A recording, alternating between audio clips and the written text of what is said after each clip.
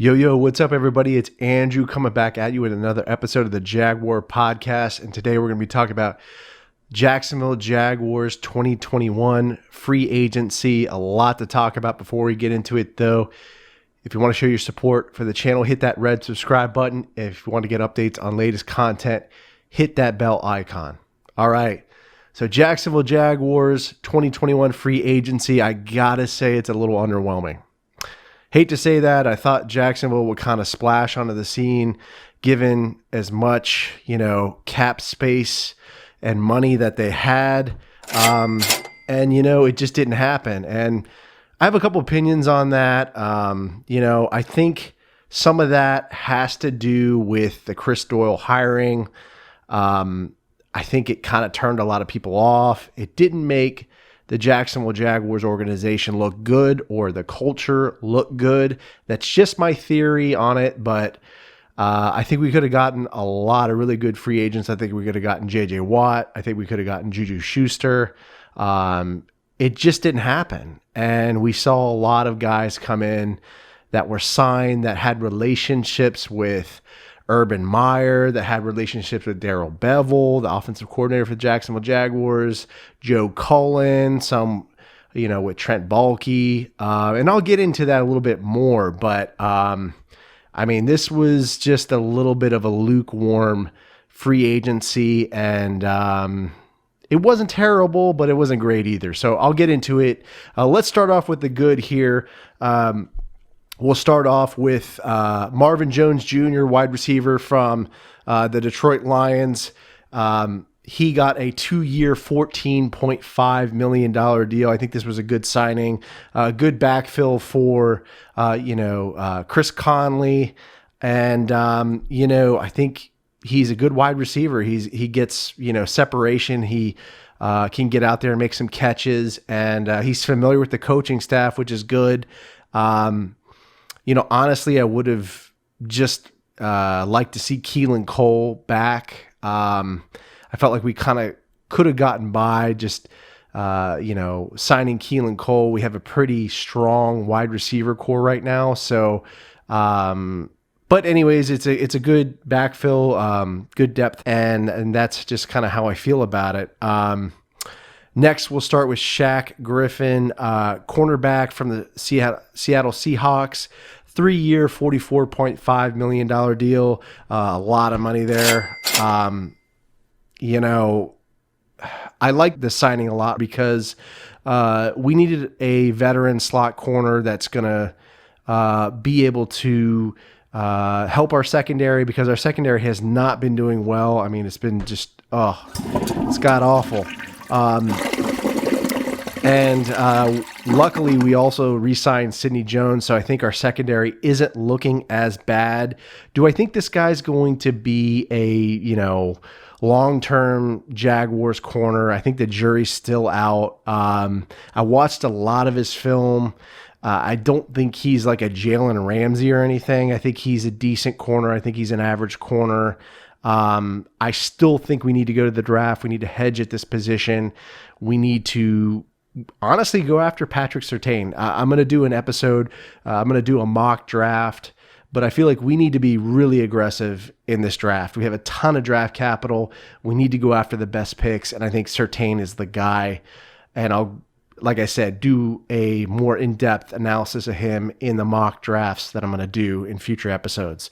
All right, so we go to the next signing. That's Raeshawn Jenkins, safety from the LA Chargers.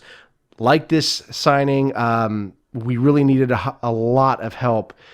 Like I said, in the secondary, Josh Jones, terrible. He was re-signed. I'll talk a little bit more about that later. We really should have kept Ronnie Harrison. I don't know what the hell we were doing there or what the hell we were thinking, but, I like this signing.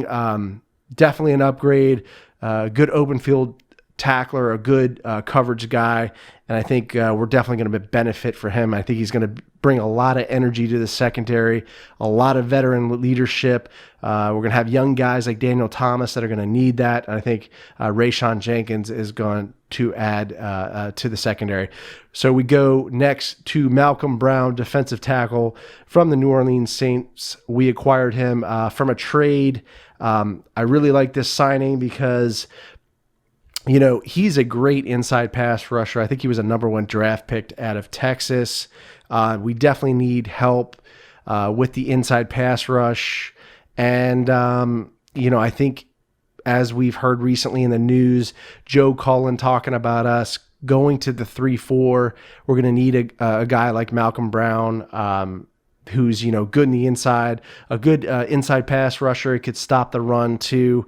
And I was also, I have to say, really surprised how much the Jaguars kind of focused on the defensive line in this free agency. A ton of free agency signings at the defensive tackle / defensive end position. But I think this was a great signing.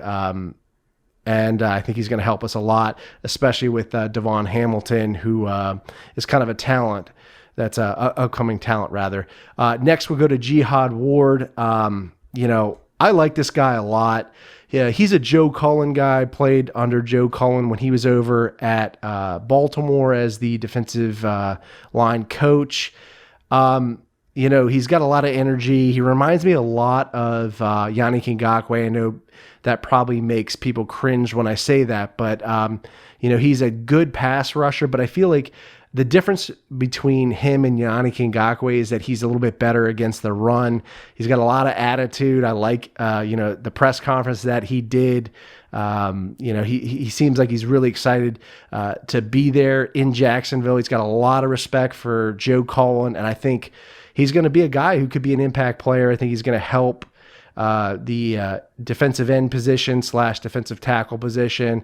I think he's going to help guys like Dewan Smoot, who we re-signed. I'll talk a bit more about that. I'll be doing a separate episode for free agent re-signings for Jacksonville. And then we go to Roy Robinson Harris that we signed from the Bears. This guy's a really good inside pass rusher. Had a bunch of sacks last year. And again, what can I say? He's going to help our inside pass rush since we're moving to a 3-4. And then we go to the bad signings in this free agency. And there's a couple of people I'm not going to mention. I forgot to say that. Daniel Ross, a guy that we signed from the Cowboys. He's a boomerang defensive tackle. And Damian Wilson, just guys that I don't think there's a lot of film out there on them. I mean, they're very kind of new players. So I'm not going to talk about them, but let's start off with Carlos Hyde. Oh, my Lord. This guy played for Jacksonville, I believe it was in 2018, that 2018 season, which was, a disaster. We had him, taking carries behind Leonard Fournette. He was re-signed for a $6 million deal in Jacksonville. And this was another guy that had a relationship with Urban Meyer. And, he played for Urban Meyer at Ohio State. He's had some kind of wishy-washy seasons. I remember when he was over with the Houston Texans, he played pretty well there for a little bit. I don't understand the signing, though. I mean, we have Rock Armstead on a cheap deal. I think this is, again, one of the Urban Meyer signings, trying to bring in guys that he knows. But, I'm just not enthused by Carlos Hyde. I didn't think he did much in Jacksonville, and I just don't know why we're bringing him back. So I just didn't really understand this. I'd rather have, Divine Ezigbo or somebody who's been there, and knows the team and knows, kind of somewhat the system. We go next to CJ Beathard. Why bring a guy and pay him $5 million? They had a 2-year, $5 million deal for this guy when we have Gardner Minshew on a rookie contract. I think he's getting paid like $800,000. This is just stupid in my mind. I don't understand it at all. And it's just making the quarterback room weird. I mean, I think we're probably going to see a trade. I don't want it to happen because I like Gardner Minshew. I think he has a lot of energy. Just hard and balls, I think he's a talented quarterback, and I think he could start. And it's just a shame, it's a shame how that all went down. But CJ Beathard, watched a lot of his film. He's got a kind of a weird release. It reminds me of Blake Bortles. He's got this like kind of sidearm release. It's a little bit weird. I really don't know where the relationship was with this one. I'm going to speculate that, Trent Baalke had a relationship over in San Francisco with somebody and got CJ Beathard to come over, or maybe, maybe Urban Meyer knew him. Urban Meyer did know Chris Doyle, and CJ Beathard played for Iowa. That's where he went to college. So he knew Doyle, and maybe that's where they kind of connected. I don't know. I'm just speculating. So, there you go. Then we have Philip Dorsett, wide receiver. He played for the Patriots and the Colts. Not really enthused about this. He didn't do much.